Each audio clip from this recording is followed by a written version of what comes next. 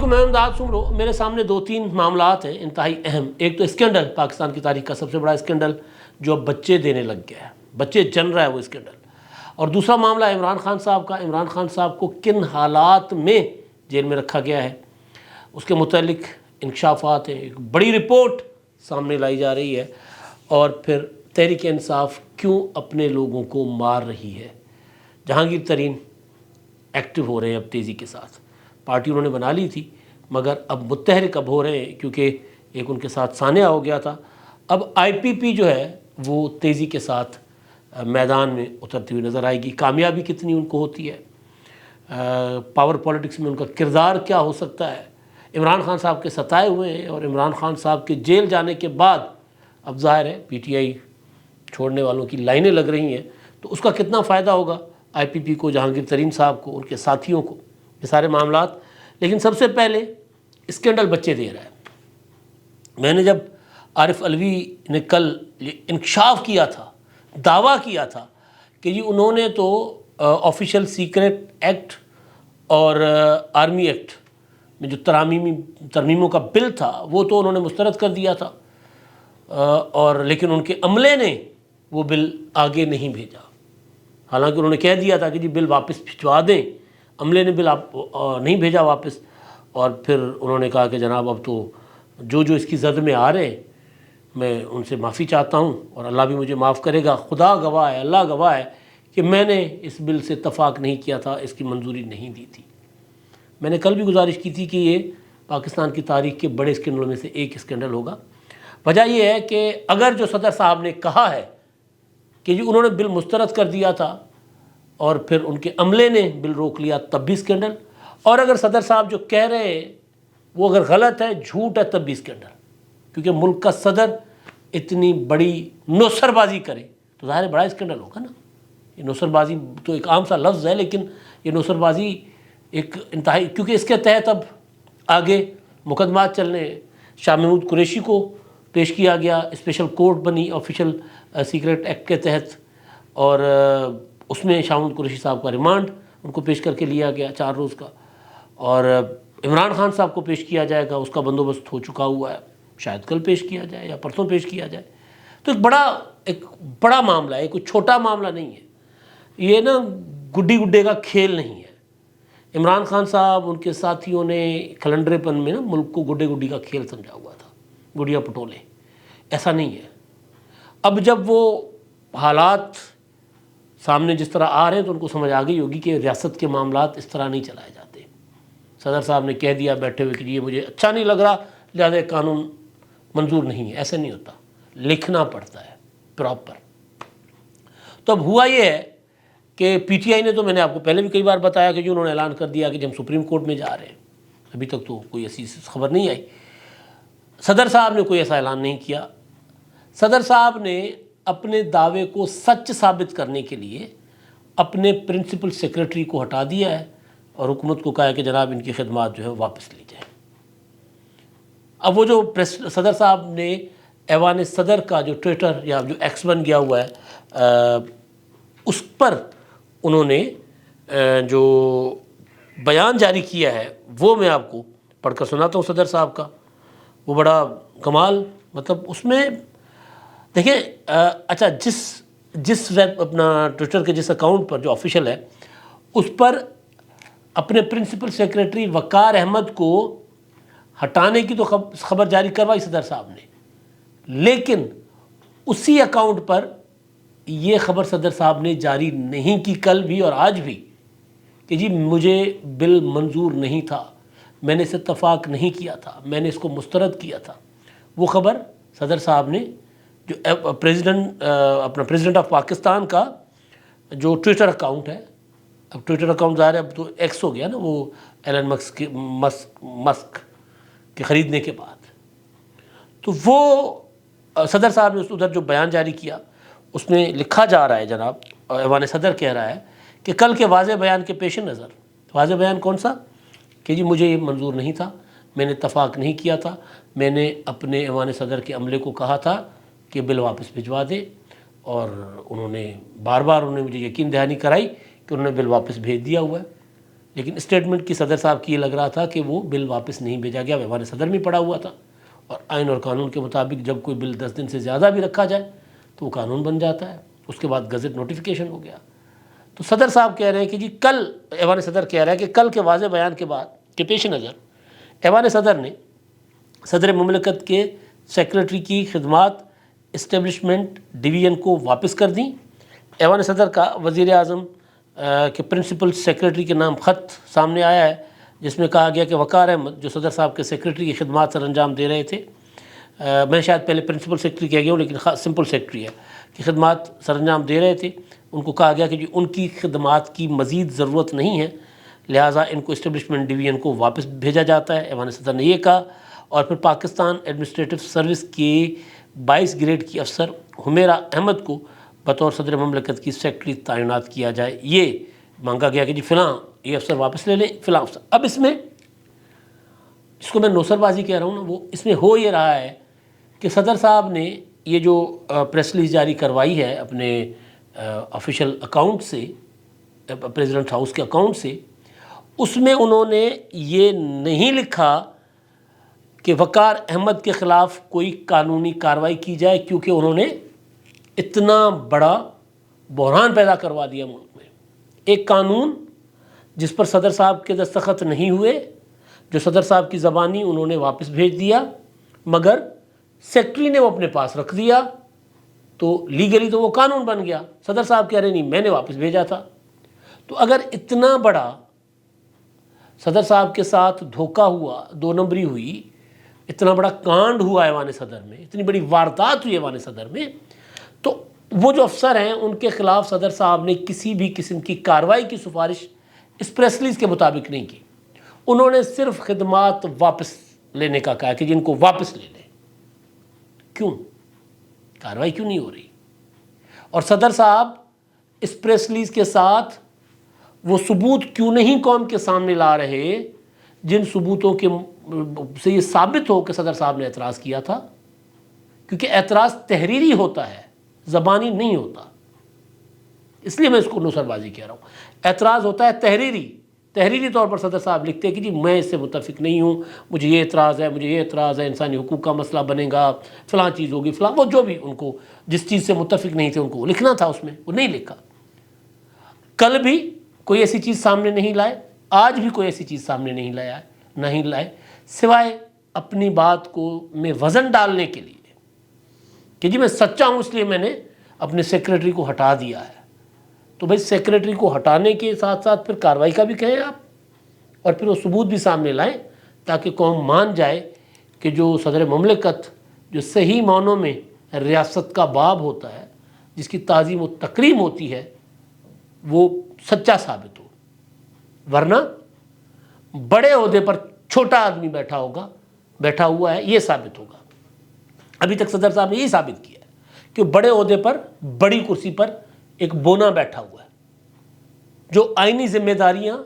ادا کرنے سے عمران خان کے ساتھ وفاداری کو ترجیح دیتا ہے، جو کہتا ہے کہ جی میں حلف نہیں لوں گا وزیر اعظم، منتخب وزیر اعظم کا، جو کہتا ہے میں منتخب کابینہ کا حلف نہیں لوں گا۔ تو اب صرف سیکریٹری کو ہٹا کر صدر صاحب نے اور اس کے خلاف کسی قسم کی کارروائی نہ کر کے ان باتوں کو تقویت دی ہے کہ صدر صاحب جو ہے وہ ایک ملک کے اس انتہائی اہم معاملے کو اسکینڈلائز کر رہے ہیں یا اس میں بحران پیدا کرنے کی کوشش کر رہے ہیں۔ ورنہ صدر صاحب کو ان کو ہٹانے کے ساتھ ساتھ ان کے خلاف کارروائی کی سفارش اور پھر ثبوت بھیجنے چاہیے تھے حکومت کو کہ جی یہ دیکھیں آپ کا افسر یہ کر رہا تھا۔ جس طرح رجسٹرار سپریم کورٹ کو ہٹانے کے لیے جسٹس قاضی فائز صاحب نے لکھا تھا سپریم کورٹ کو، اپنا حکومت کو، کابینہ ڈویژن کو، کہ یہ افسر عدالتی فیصلوں کو انتظامی آرڈر کے ذریعے اس پر عمل درآمد روکنے کا اور ان کو کالعدم قرار دے رہا ہے، جو کہ اس کا اختیار نہیں ہے، لہٰذا یہ غلط فہمیاں پیدا کروا رہا ہے، بحران پیدا کر رہا ہے، اس کو آپ واپس لے لیں۔ وہ تو خیر چیف جسٹس صاحب کے لاڈلے تھے، ان کو بعد میں تو ریٹائر ہو گئے، تو ان کو واپس نہیں بھیجا گیا تھا، لیکن انہوں نے ریزننگ دی، انہوں نے چیزیں سامنے، وہ خط جو لکھا تھا اس خط کے ساتھ ساتھ وہ جو اپنا پریکٹس اینڈ پروسیجر ایکٹ منظور ہونے کے بعد جو فیصلہ تھا اپنا حافظ قرآن اسٹوڈنٹس کے اضافی نمبروں کے معاملے پر جو جسٹس قاضی فائز صاحب نے دیا تھا کہ جی یہ اب معاملہ تبھی سنا جا سکتا ہے جب پریکٹس اینڈ پروسیجر ایکٹ کے تحت نئے بینچز بنیں گے، تو اس کو انہوں نے کہا تھا کہ جی نہیں، وہ فیصلہ نافذ العمل نہیں ہے. انہوں نے تحریری طور پر رجسٹرار نے ایک آرڈر جاری کر دیا تھا. تو یہ جو چیز ہے صدر صاحب نے جو کی ہے، اس میں صدر صاحب نے کوئی پتہ نہیں، صدر صاحب نے خاموشی کے ساتھ کابینہ ڈویژن کو کوئی چیز بھیج دی ہو کہ دیکھیں یہ میں نے کیا تھا. تو اگر وہ خاموشی کے ساتھ بھیج رہے ہیں تو پھر یہ پریس ریلیز جاری کرنے کی ضرورت بھی نہیں تھی. پھر کل والا وہ بیان جو اپنے ذاتی اکاؤنٹ سے صدر صاحب نے جاری کیا، اس کی بھی ضرورت نہیں تھی. 28 30 گھنٹوں کے بعد صدر صاحب کو خیال آتا ہے. پہلے بھی جب قانون منظور ہو گیا 18 کو، تو اس کے بعد صدر صاحب نے 20 کو صدر صاحب کو خیال آیا، یعنی کل، کہ جی یہ تو میں نے منظور نہیں کیا تھا، یعنی کوئی 48 گھنٹوں کے بعد. اور پھر کل کے بیان کے بعد آج کے بیان میں بھی اتنا ہی وقفہ ہے، کوئی 27-28 گھنٹوں کا. اتنی دیر کے بعد صدر صاحب کو یاد آیا کہ مجھے تو پرنسپل اپنے سیکٹری وقار احمد کو ہٹا کر وہ خاتون جو بھی جن کا نام ہے، بھلا نام ہے، وہ میں نے پڑھ لیا ہوا ہے، ان کو اپنا سیکٹری لگواؤں. سمجھ نہیں آ رہی، گیمکس، ڈرامے، نوسر بازیاں. خیر، اچھا ایک اور آج میں نے دیکھا معاملہ خان صاحب کے حوالے سے. فاروق حبیب صاحب جو ہیں، انہوں نے ایک ٹویٹ کیا ہے آج 5 بج کے کوئی تقریباً 6 بجے کے آس پاس. اس میں انہوں نے ایک 2 صفحات کی ایک رپورٹ اٹک کے جو ایڈیشنل سیشن جج ہیں، ڈسٹرکٹ سیشن جج، ایڈیشنل ڈسٹرکٹ سیشن جج شفقت سم تھنگ نام ہے ان کا، شفقت اللہ خان صاحب، ان کی رپورٹ شائع کی ہے، شیئر کی ہے ادھر. اور پھر انہوں نے لکھا یہ ہے کہ ایڈیشنل جج نے اپنے عمران خان کو ذہنی اذیت دینے کے لیے ان کے واش روم کے سامنے کیمرہ لگائے ہوئے ہیں، جو کہ جو پریزن رولز ہیں 771 اور 257 ان کی خلاف ورزی ہے کھلم کھلا. جو گھٹیا اور شرمناک اور غیر انسانی سلوک عمران خان کے ساتھ قید میں کیا جا رہا ہے، وہ اب کسی سے ڈھکا چھپا نہیں ہے. پوری قوم دیکھ لے کہ عمران خان انتہائی مشکلات اور ظلم کے باوجود ان ظالموں کے سامنے ڈٹ کر کھڑا ہے. اور یہاں اسلام آباد ہائی کورٹ کے چیف جسٹس عمر فاروق نے عمران خان کا سہولیات سے متعلق کیس تاریخ ٹالنے کے باوجود التوا میں رکھا ہوا ہے. اب ظاہر عدالتوں سے وہ والا ریلیف نہیں مل رہا، تو اب وہ عدالتوں کے متعلق چیخ رہے. اچھا، جو یہ رپورٹ ہے جو میں نے پڑھی ہے، پھر یہ جو صرف اس چیز کے کہ جی وہاں کیمرے لگے ہوئے تھے، جو کہ شکایت عمران خان صاحب نے کی جج صاحب کے سامنے، اور اس میں 2 شکایتیں عمران خان نے کی کہ ایک یار بہت قریب سے کیمرہ لگا ہوا ہے، اور جو واش روم جو کھلا ہے، ظاہر اس کے ایک دیوار ہوتی ہے اوٹ کے لیے، تو دیوار بھی چھوٹی ہے، تو یہ کیمرے ذرا یہاں سے ہٹوا دیں. تو جج صاحب نے اپنی رپورٹ میں لکھا ہے کہ وہاں موجود تھے سپرنٹنڈنٹ جیل، اور ان کو انہوں نے کہا کہ جی بالکل ہم یہ ہٹا دیں گے اور دیوار ذرا بڑی کر دیں گے. اور اس کے علاوہ عمران خان کی دوسری شکایت تھی کہ ان کی اہلیہ اور ان کے وکلاء کو ان سے ملنے نہیں دیا جا رہا. تو جج صاحب نے کہا کہ جی ان کی اہلیہ اور ان کے جو ہے وہ وکلاء کو ان سے ملنے دیا جائے. تو جیل سپرنٹنڈنٹ نے کہا کہ جی بالکل عمل ہوگا اور ان سے ملاقات کروائی جائے گی. اب اس کے یہ ہے، آج انہوں نے شیئر کی ہے اپنا کیا نام ہے ان کا، فاروق حبیب صاحب، لیکن رپورٹ 16 کی ہے. اور اس رپورٹ کے بعد ایک خبر بھی آ گئی کہ جناب عمران خان صاحب کو وہاں پہ 4 بیرکس دی گئی ہیں. ٹھیک ہے، ایک بیرک میں الگ سے واش روم ہے، ایک میں وہ سوتے ہیں، اسی طرح ان کو پراپر شاور دیا گیا ہے نہانے کے لیے،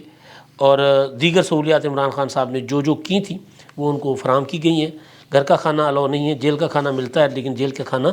3 ڈاکٹر پہلے چیک کرتے ہیں، اس کے بعد عمران خان صاحب تک جاتا ہے تاکہ خان صاحب کو کچھ نہ ہو. اب یہ پروپیگنڈا کے لیے ظاہر ہے جیل میں کوئی اچھے حالات نہیں ہوں گے. مریم نواز کے واش روم میں کیمرے لگے ہوئے تھے، نیب میں بھی اور جیل میں بھی. آصف زرداری صاحب نے ہمیں خود بتایا تھا کہ جی میرے واش روم میں بھی کیمرے لگائے ہوئے ہوتے تھے، کیا نکالنا تھا مجھ سے، کیا کرتا میں واش روم اس میں واش روم میں، کہ میرے واش روم میں. یہ عمران خان صاحب کے دور میں عمران خان کے آرڈرز پر ہوا تھا. اب خان صاحب کے لیے جو رپورٹ ہے وہ یہ ہے کہ کھولی کے باہر بیرک کے باہر کیمرہ لگا ہے، کیونکہ وہ واش روم کھلا ہوا ہے اور جہاں اس کا جو دیوار تھی اس کی چھوٹی تھی، تو لہٰذا اس میں بے پردگی کا ایک اثر تھا، تو جج صاحب نے کہا ہم ہٹا دیتے ہیں، جج صاحب نے آرڈر جاری کیا اور جیل سپرنٹنڈنٹ نے کہا ہٹا دیتے ہیں۔ اس کے بعد پھر رپورٹ آتی ہے، جیو رپورٹ کرتا ہے کہ خان صاحب کو پھر اس ایک کھولی کے بجائے پھر آس پاس کی 3-4 کھولیاں خالی کر کے وہاں خان صاحب کو پراپر ماحول دیا گیا ہے۔ ظاہر ہے جیل تو جیل ہوتی ہے، اذیتیں بھی دینے کی کوشش کی جاتی ہوگی، لیکن بات یہ ہے کہ یہ رپورٹ پرانی، اور اس کے بعد الگ سے دوسری خبریں بھی آ گئی سہولیات کی، لیکن پروپیگنڈا۔ آج ہی ایک افواہ پھیلائی گئی، اللہ ان کو صحت تندرستی زندگی دے، بھلی عورت ہے، ڈاکٹر یاسمین راشد،